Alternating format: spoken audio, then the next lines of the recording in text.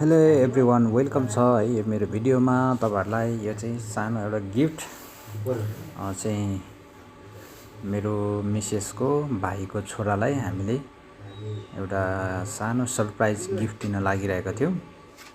अनि त्यसपछि यहाँ चाहिँ केटोलाई उसको नाम चाहिँ वरुण हो।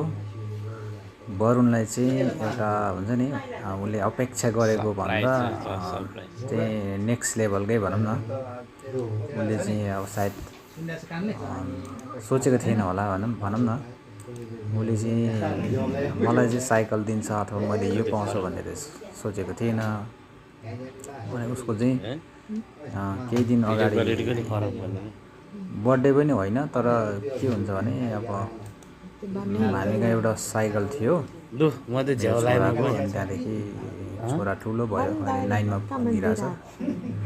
ठुलो उसको साइज नै सानो भयो उले मिलेन चलाउँदै अनि त्यहाँदेखि हामीले चाहिँ उलाई दिने निर्णय गर्यौं। त्यहाँदेखि हामीले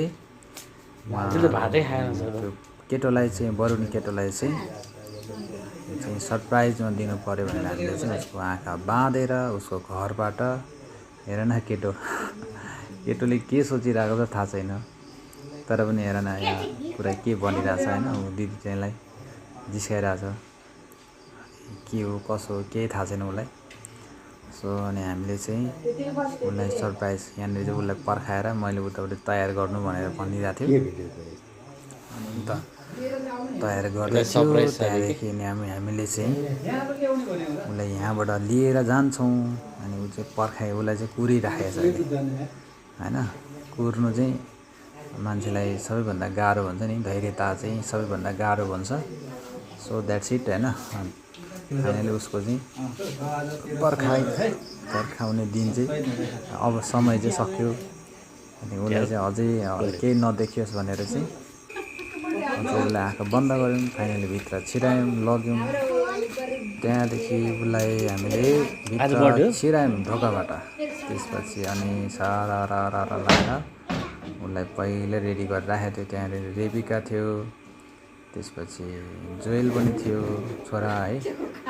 अनि त्यहाँदेखि उसकै सल्लाहमा हो खासै उले नै दिनु भन्ने कुरा भएर हो नभए चाहिँ कुनै पनि कुरा चाहिँ के हुँदो रहेछ जसको लागि सामान हो अथवा उसलाई चाहिँ अथोरिटी नलिकन हामीले अरूलाई दिन नमिल्ने भन्ने कुरा हामीले सिकेको छौं। त्यहीकारणले उसैसँग हामीले अनुमति माग्यौं।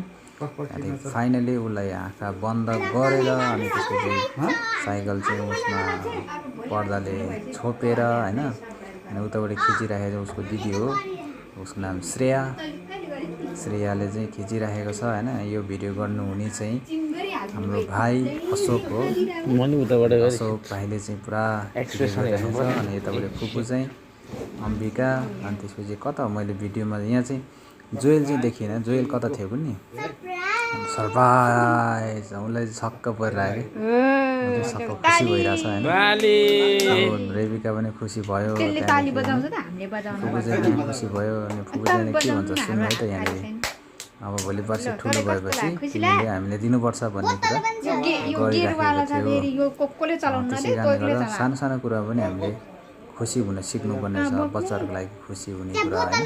उनीहरुले त्यही अनुसारले हामीले अगाडि बढ्यौं। ल थ्यांक यू सो मच है फर वाचिङ भिडियो।